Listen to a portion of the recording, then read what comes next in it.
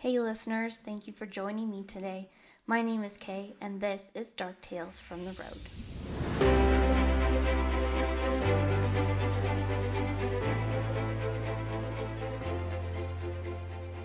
Okay, let's go ahead and get started. Today is episode 38, and we're heading to Louisiana. I know there is a ton of different things that I could have covered in Louisiana, and I 100% expect to be back multiple times covering Louisiana. But this time I'm doing a creature. I'm going to be doing the Rougarou, which is kind of like a werewolf. We'll definitely cover more of that. But I think it's a really cool story. It's a very creepy story. So I'm excited to introduce you guys to it if you have not heard about it. So if you're new here, I always do a history of the state and the city and then get into the subject. So I'm going to do a little history about Louisiana. Louisiana is in the Gulf of Mexico, and it's right at the mouth of the Mississippi River. It was founded by the French, and they ruled there for 40 years. And then the Spanish came in, and then the United States bought the area during the 1803 Louisiana Purchase. Their capital city is Baton Rouge. We all know it's very historic for the city of New Orleans. It's, a famous city. It's very much known for its cuisine, its jazz, and then the Mardi Gras Festival. If you guys have never been, you should go. Not even during Mardi Gras. Don't go in the summer because it's so hot. But you guys should really go. The food is amazing. The nightlife, everything, the music. You just walk around the street and there's just jazz all around you. And go to Cafe Du Monde and get beignets and coffee. And it's just such a cool place to experience a ton of history. And it's so much fun.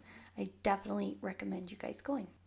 So even though New Orleans is amazing, but it also is under hard times. They have been for hundreds of years, actually, because of poverty, racial strife, and then a lot of that nature brings to it, like hurricanes, floods, and it's a swamp. It literally is a swamp, and so the land is slowly sinking, So the French colonists arrived in Louisiana in the 17th and 18th centuries, and before that, though, it had been settled for more than 10,000 years by the Native Americans. And so when the 1803 Louisiana Purchase came into play, there were a ton of new American settlers, and that led the government to recognize this territory of Louisiana. But again, every state, man, we're always talking about the Native Americans, and it's just so sad. It's awful. So in 1830, they had the Indian Removal Act, and it made everyone of indigenous descent move to modern-day Oklahoma, what we talked about last week. At the time, it was called Indian Territory.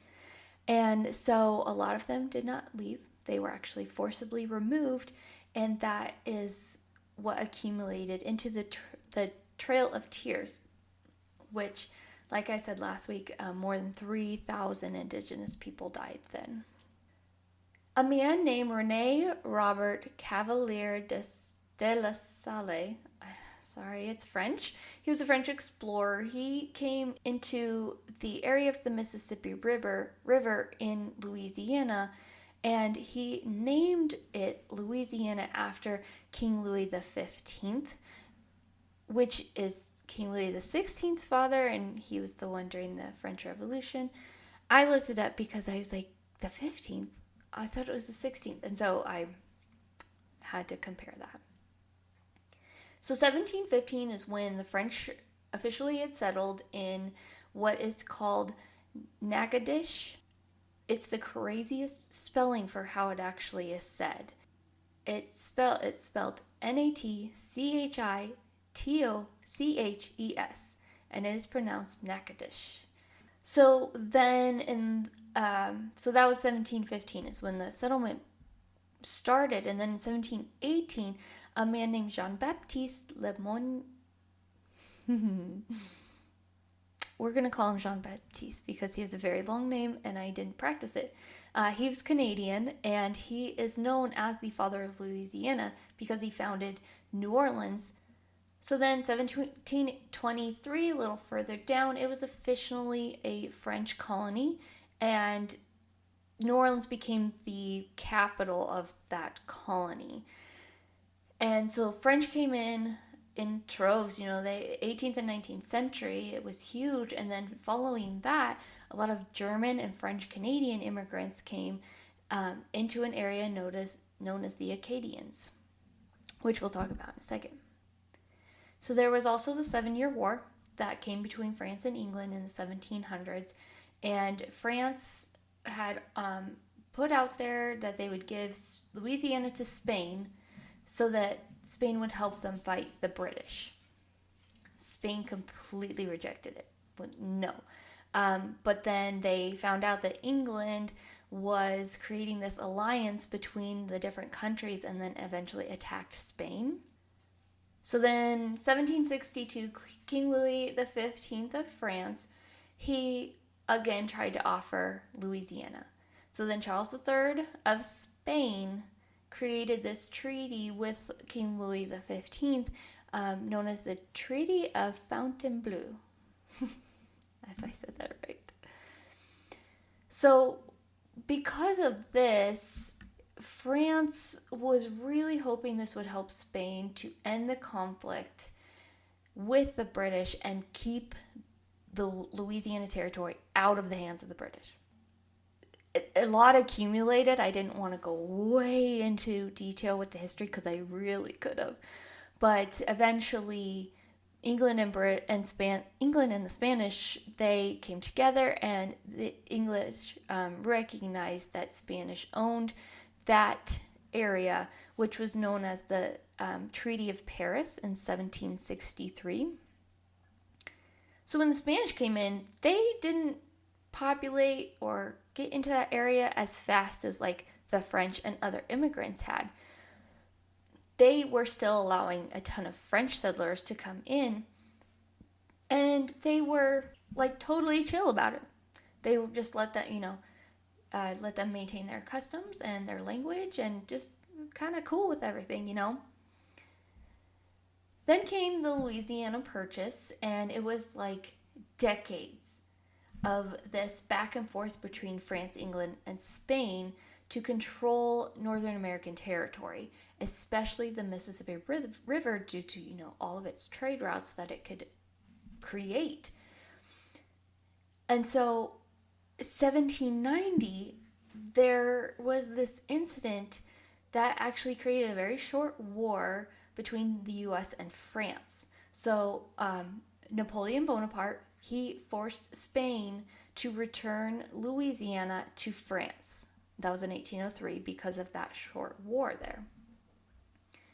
And then in 1803, Thomas Jefferson, he was scared of the French control that was taking over in Louisiana, and it was really going to take its toll on the control of the Mississippi River. And so that was the Louisiana Purchase, where the U.S. bought the Louisiana territory from Napoleon. And so he really just kind of gave up on the area. He was done with it. They were trying to call it New France, but he abandoned it. It was... So the purchase actually was for $15 million. But in today's money, it is $400 million. That's a lot. And it was the single largest land acquisition in American history. And it actually doubled the size of the United States and added 500 billion acres of land between the Mississippi River and the Rocky Mountains. Because if you look at a map of the Louisiana Purchase, it's just, right there from Louisiana, like all the way up. It's a huge, huge area. So definitely, if you haven't looked at a map of it, I definitely recommend you should. Then in 1812, Louisiana became the 18th state and admitted to the Union. And they were also involved in the War of 1812 at that time between the US and Great Britain. Unfortunately, it is in the South, and slaves were a big part of Louisiana's history since the French were there. And so while it's at the mouth of the Mississippi River, it became very significant for the slave trade because it was a huge area. They could bring a lot in. And so it was like the center of everything all the way into the 19th century.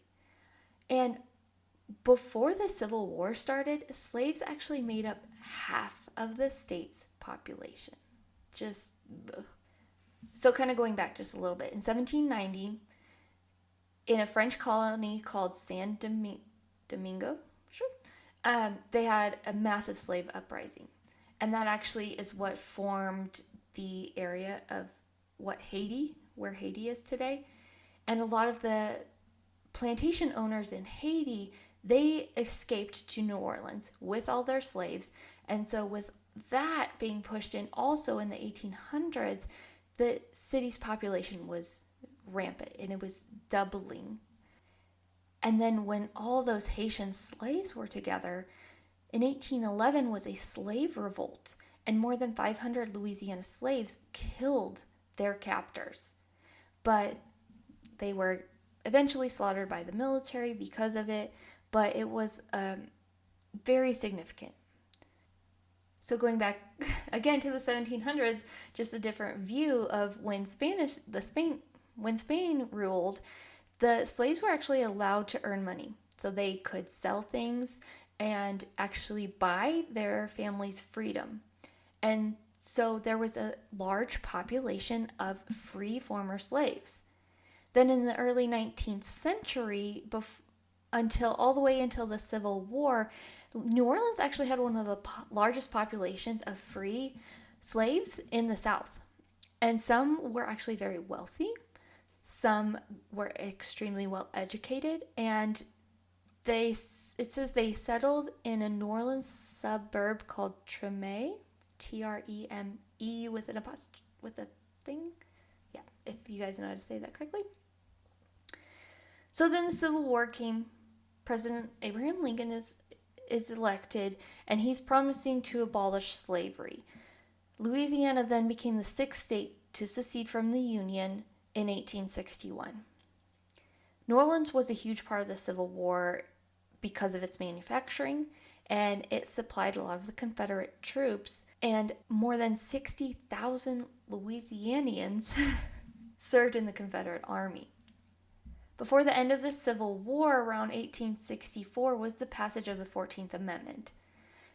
And then Louisiana passed a state constitution that banned slavery, but at the same time, it did not allow blacks to vote until 1868, when they were granted the right to vote. And it became one of the most progressive constitutions in the U.S. at the time, because it also banned a lot of different things associated with them and guaranteed them public education and access to public facilities. So that's huge, especially with Louisiana being kind of in the heart of the South there, you know? And with all of those constitutions and things coming together, that really started the reconstruction of New Orleans, and they were able to integrate institutions, and that included all public schools. So pretty cool. White supremacy was still a very big problem in the area. They did not like the progressive stance that Louisiana was starting to take, and especially during the time of the implementation of the Jim Crow laws. There was a man named Homer Plesley. He was a black Louisiana man, and he went to court about the law to segregate train cars. So it was Plessy versus Ferguson, and it made it all the way to Supreme Court. And that's where the words separate but equal came into play in the area and really became the status symbol throughout the U.S. So that's kind of where that phrase had come from. Again, the blacks are trying they're always going against injustice, especially during the 1950s and 60s during the civil rights movement. They were actually the first, because the bus boycott of the segregated buses in Baton Rouge in 1953. So that was actually 2 years before the Montgomery bus boycott. Martin Luther King Jr. also involved. In 1957, he formed the Southern Christian Leadership Conference, a huge civil rights organization at the New Zion Baptist Church in New Orleans. And so a lot of the Louisiana people were a part of the boycotts, freedom rides, and sit-ins that really pushed to integrate schools and transportation and public facilities. So switching to a different kind of road here, I want to talk about the diversity of Louisiana. So you have the Cajun and the Creole. That's not defining all of Louisiana, but I found this very interesting because I didn't really know a lot about it, but I've heard both words. So there's a ton of ethnic backgrounds in Louisiana, especially in New Orleans. And so going to New Orleans, you find so much culture and history, and it's all meshed together, but it's like perfect together. It's very, very cool. Again, I highly recommend going. But some of the prominent ethnic groups there are the Cajuns and the Creole. So 18th, 19th century, they started using the word Creole to designate people who were native to Louisiana. Didn't matter their ethnicity, anything like that. They were Louisiana natives. But over time, there were people with Native American, West African, German, Canadian, French, and Spanish backgrounds that were all a part of this Creole culture. So what's really cool is all that came together, especially when it comes to food and speaking and different musics that are around. It really created this new phenomenon, having literally all of that blended together. An example is gumbo. It's a mix of French, West African, and Native American ingredients and the techniques used to use them. That's pretty cool. So then Cajuns were once known as the Creoles. So a lot of the descendants of the French-speaking groups that came into the area of the Acadians, they were exiled from Canada in 1700. And so they came all the way down to New Orleans, and they started to identify themselves as Cajun instead of Creole, and that was around the 1800s. Then the next century, Creole became associated with the black culture, while Cajun became associated with white culture. Even though they were all intertwined together, it just became this separation with these two words. And what's really cool about the Louisiana culture is having all of those different cultures together. It really created Mardi Gras and all the celebrations that go on, and jazz, and all the musicians that eventually came out of New Orleans. So cool. Finishing up Louisiana here, I have some fun facts. So the Louisiana State Capitol is 34 stories high and 450 feet tall. It is the tallest state capitol building of all the buildings. And so Senator Huey Long, in 1935, he was huge in the building of this building, but he was actually assassinated in one of the corridors of the state capitol building. Just kind of a little twist there for you guys. And then we all know Hurricane Katrina made landfall in southeastern Louisiana August 29th, 2005 as a Category 3 storm. It actually became the most destructive natural disaster in U.S. history. It had more than 1,800 deaths, and 1,500 of them were in Louisiana, and over $100 billion in damage. Where the Rougarou is most known it's also known in New Orleans, certain parts, but this is kind of where it originated. This is more of an area than an actual city, but I thought it was very cool because I'll talk about the cities that are in this area. And this place has a really weird history. So it's called Acadiana, and it is a term for south and southwest regions of New Orleans. It's contained to the area west of the Mississippi River and east to Lake Charles, Louisiana. And their northern part of it is like Alexandria. Lafayette is known as the heart of our Acadiana. And then there's 22 parishes that are in there. And it's known as Cajun country. So in this area, it was a huge settlement for German and Polish settlers who came in the 1700s. And that area actually began to be known as the German coast.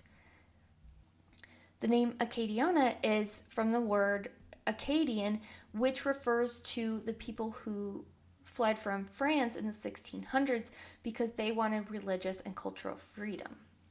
So Acadians settled in I talked about this a little bit earlier, but the Acadians left France and settled in a French colony of Acadie, which is actually all the way in Nova Scotia, Canada. So it's a long ways. And so then they were there like 2 centuries. But after the colony seceded to Britain, Acadians were again forced to leave their home because they refused to show their allegiance to the British crown and refused to renounce their Catholic religion. So this was known as the Great Expulsion in 1755. So this group of Acadians, they traveled all the way south and arrived in Louisiana in 1765, with their leader being Joseph Broussard. So many, many more followed, and so they settled in these areas of the bayous and marshes and prairies, and all of that area became known as Acadiana, sorry. And Cajuns, again, the more prominent population of that area, but it is home to the Native Americans. There are Native Americans that still live in Louisiana, and it was also where a lot of Creole, German, Spanish, all the descendants came together there. Lafayette is very unique in culture and everything in that region because of all those different people coming together, a lot like New Orleans. The Acadiana region has a huge history. Granted, I did not cover all of it, but supposedly it said that Acadiana is actually a very recent term for the area. So, but they said that Acadiana is now recently starting to develop more. So how it kind of got its name again. So it was an accident. It was actually a typo. So a radio station, KATC TV3 in 1963, first used the name unofficially. And the station was owned by Acadian people. So this TV show sent an invoice addressed to the radio station, and they actually put an extra A at the end of the word Acadian. So the studio loved it. They actually used it in their radio shows to describe the area. And they loved it because they believed it was the perfect combination between the words Acadie and Louisiana. So Acadiana. But then less than 10 years after it started becoming more popular and used by businesses and everything, the governor at the time, Governor Edwin Edwards, he actually signed a bill and designated the region as Acadiana, sorry. So like I said, recent developments have really come along, and the word Acadiana is relatively new. All right, let's move on to the Rougarou. I'm excited. I'm going to read this article word for word because I really like what he says. And I'll go into other details from his article later on. But it's called The History of the Rougarou, Louisiana's Werewolf, and it's by Frank Lerner. And I have the link posted in my show notes if you guys want to look over it some more. So, yes, I'm quoting word for word from this article. So, quote, "The full moon hangs high over the Louisiana swampland. The bright lights of the stars flicker in the murky licks of the waves nearing the towering, ominous cypress trees. Frogs croak their songs in the distance and mosquitoes buzz as they fly around looking for their next meal. There's a howl in the near distance. It sounds like a wolf, but something's a little off. Standing on two legs on top of a fallen, moss-covered tree is a large, snarling beast. It throws its head back, letting out a blood-curdling howl to the moon. That's no werewolf, though. That's what we in Louisiana call the Rougarou. When traveling down the interstate or back roads of Louisiana, you'll see lots of beautiful scenery. Remnants of history freckle the map, whether it's old and potentially haunted buildings, abandoned theme parks, or even museums in some very strange collections. Back in the thick fog-covered swamplands is where you'll find the true beauty of Louisiana and perhaps even a monster or two, including the legendary beast called the Rougarou. The history of the Rougarou is centuries old and has many different origins, but the earliest mention of the infamous mythical Louisiana werewolf comes from medieval France. Back in the day of armor, swords, and jousting, there was a lot more to fear than the plague and witches. Beasts called loups-garous, which means werewolf in French, were also infamous throughout the country. Back in the 16th century, they'd regularly blame various crimes on loups-garous. Apparently, that was the thing they did back then. Did your house get ransacked during the night? Loups-garous. Did loups-garous? Did a child disappear from the village without a trace? Definitely a loups-garous.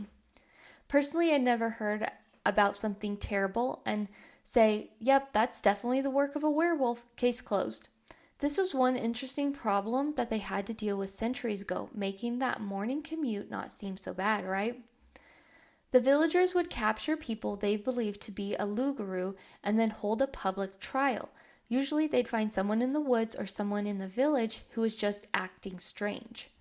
The court would ask the public if they believed the accused to be a loups-garous, and usually the public agreed, mainly for fear that they'd been outed as a witch or a loups-garous themselves. These loups-garous became a fear for many people in the country, leading them to earning their place in legends passed down to children.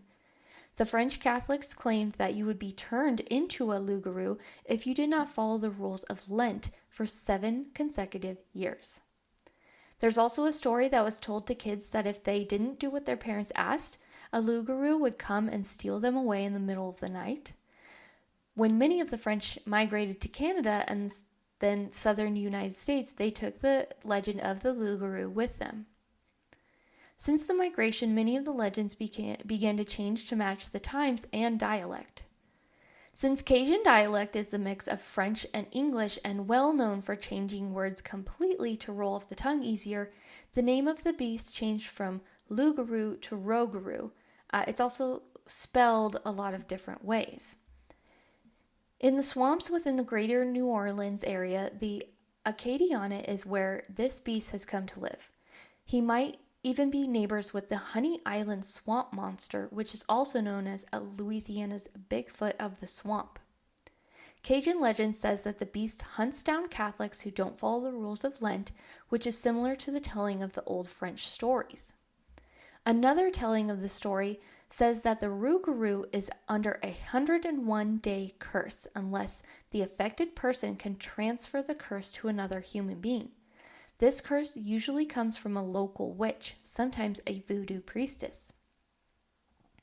It is said that you can protect yourself against the Rougarou by laying 13 small objects by your doors. Apparently, when a person changes into a Rougarou, they forget how to count past 12. Probably since they only worry about midnight and the moon, at this point. The Rougarou will see 13 objects, try to count them, and be unable to count them all. This will perplex it, and it will keep recounting until the sun comes up and it must flee.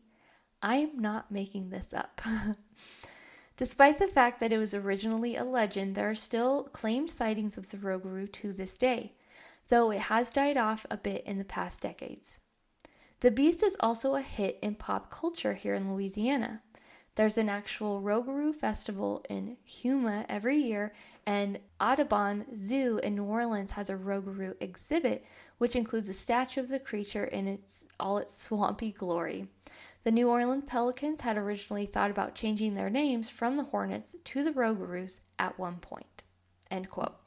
So that was Frank's article, and I thought it was just perfect. It's just a great overview of the Rougarou. So I have a little bit more to add to it. It will sound similar, but I'm hoping to go into just a little bit more detail on it. So in Cajun legends for the Rougarou, they said that it prowls the swamps around Acadiana and New Orleans. And it really likes sugarcane fields and then the woodlands of the area. So it's described as a creature with a human body and the head of a wolf, similar to that of a werewolf. And a lot of this story is actually just to create fear and obedience. That's why they used it so much, is that they've been told that the Cajuns used it to literally persuade their children to behave. Just awesome. That's horrible. I'm sorry. Another variation is that the wolf beast will hunt down and kill Catholics who don't follow the rules of Lent. And that's very similar to what we talked about before with the French Catholic Lougarou stories, and it, to where you need to be precise, and if you break Lent 7 years in a row, you will become a Rougarou, a werewolf. There's also a vampire-ish theory.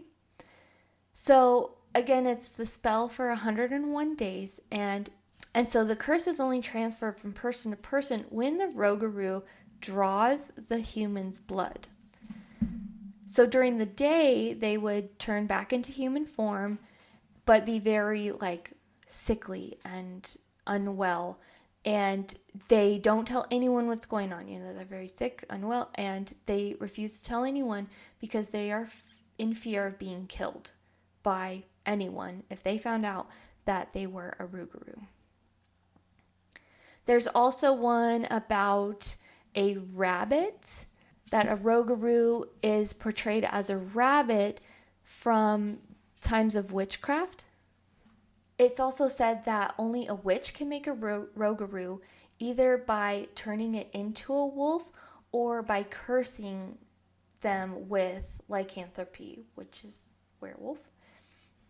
So here are some kind of modern day parts of the world that embrace Rougarou, have, told stories of it, things like that. So the word Rougarou actually came from a Native American tribe folktale. It was a part of the Ojibwe, and a man named Peter Matheson, he wrote a book called The Spirit of Crazy Horse, and the Rougarou from the Ojibwe tribe is included in that. The NBA team known as the New Orleans Hornets, they actually tried several times to rename them to the Rougarous, but it did not work. If you watch the show Cajun Justice, it's an A&E television show. It's featured in an episode there.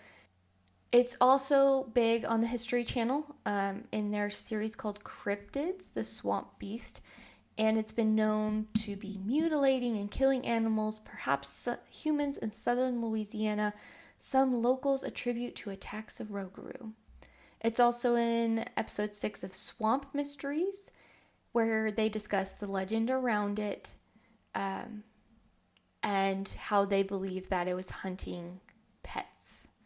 There's a novel called Hagridden by Samuel Snowick Brown, and he uses the Cajun version of the Rougarou. In 2014, Cedar Point Theme Park in Sandusky, Ohio, renovated their existing roller coaster called Mantis and turned it into Rougarou for the 2015 season. There was a short film about a missing person in a Louisiana swamp who was said to be taken by a loup-garou. There is a boxer. His name's Regis Progress, and he is a Creole and goes by the name of Rougarou. J.K. Rowling's Harry Potter, wands actually contain Rougarou hair as their magical core. If you guys watch Supernatural, I love Supernatural. Oh, Dean, oh my gosh. The Rougarou was featured in season 4, episode 4. And it's also incorporated in different TV shows like NCIS New Orleans. It's not on anymore, but it's such a good one. I loved it.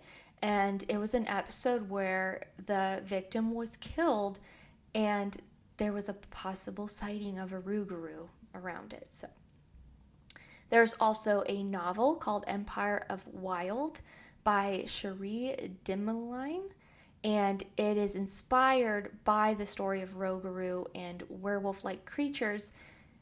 And in the community that she's basing the novel on, it haunts the roads and the woods, and it sounded pretty cool. There's also a comic series called Wild Life, and it features the Rougarou as the antagonist in chapter 5 called Monster. And then there's a show called Shadow of the Rougarou, and so it was created with a lot of input from elders of the Cajun and Creole communities and everything like that, and representing the Rougarou and telling its folklore and its tales, things like that. Super, super cool. So I had a really hard time finding stories that people wanted to tell about their experiences with Rougarous, but I found on YouTube, this is from Dark Prevails, and he does a really good job. He has a video on there called 9 Real Sightings of the Rougarou. So I watched it, and it's just they're stories about the Rougarou that people have sent into him. So it was really hard. I started taking notes, and I was like, no, I don't want to take notes on these stories. I want them to be told how they're supposed to be, you know? So I have the link in the show notes. It's the very first link. If you guys are interested in the sightings and the stories of it, because I don't want to ruin what Dark Prevails put together. His script is really good. The video is really good.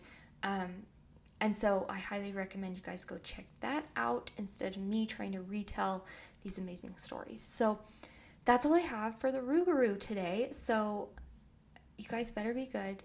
Catholics, you better stick to Lent, and children need to behave. It just sounds super scary. I'm all about the werewolf thing. I think it's awesome, but as a child, if I heard about that, I would not be okay, especially as a Catholic child that they wanted to discipline and scare. Oh my gosh, like I don't want to turn into a werewolf. Yeah. So yeah, that's it for today. I hope you guys enjoyed exploring the Rougarou in Acadiana, Louisiana. Yeah, so follow me on Facebook, Instagram, Twitter, TikTok, and YouTube. I play the entire episode on YouTube if you guys prefer to use it. And I include a lot of the pictures that I post on Instagram with it. I also have a Patreon if you guys would like to donate to the show. It would be much appreciated. And next week is episode 39, and we are heading to Ohio, to one of the most haunted places I think I've ever researched, and it's so awesome. I'm pumped. And then after that, on the 13th, will be our fourth bonus creepy episode, a bonus dark tale for you guys. So definitely tune into that. Thank you all for your support. I apologize for being quiet on social media and, mental health, man, it just gets in the way sometimes. And just that motivation just kind of leaves you, So I'm definitely trying to get back into it. I appreciate all the listens and the support. I hit 5,000 listens and I can't believe it. I can't say thank you enough to all of you guys. So anyways, have a great Wednesday and we'll see you next week. Bye.